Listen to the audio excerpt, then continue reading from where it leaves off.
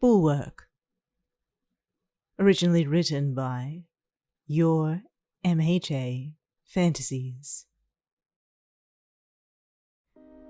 Eijirou wondered if you thought him dumb as a rock. Maybe he was, to some extent. A month.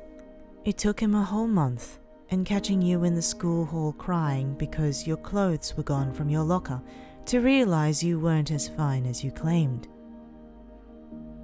"I'm fine.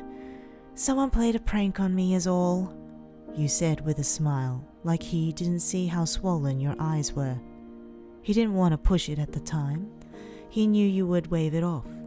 He brought you his clothes and walked you home without mentioning it. During that painfully awkward walk, he realized how you were quieter these days, how you never mentioned having friends of your own, even though you got along so well with Bakugo and the rest of his gang. "Hey!" Bakugo stopped walking.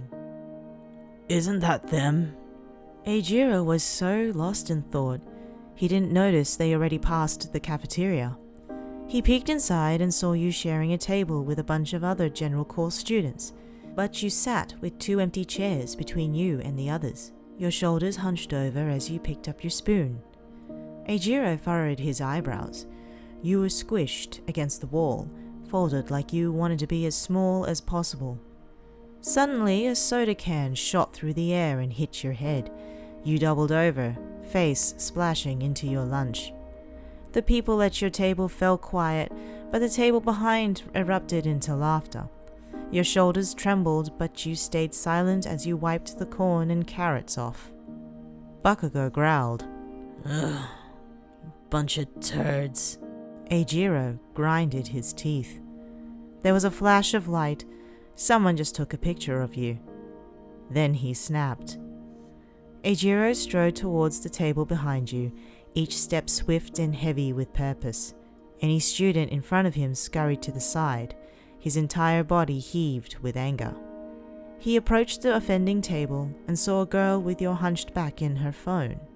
He snatched the device from her and crushed it between his fingers. The pieces of the phone dropped like flies as Eijirou raised a finger. "I'm warning you! All of you!" His red eyes flashed. "If you do that crap again, I'll turn you into mud." He went to your table. You were still hanging your head like you were too scared to face him.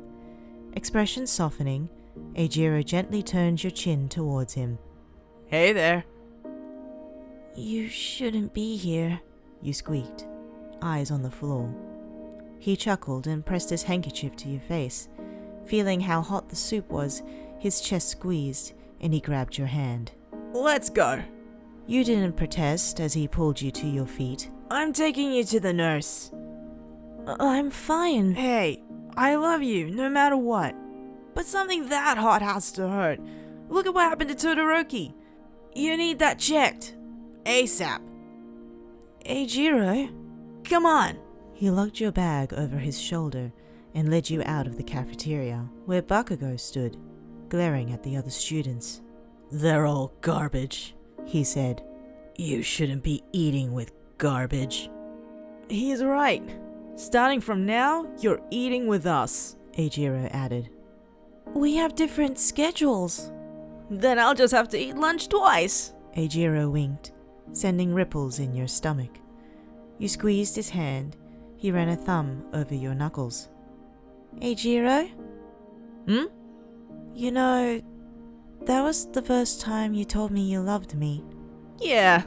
He looked at you over his shoulder. "And it won't be the last."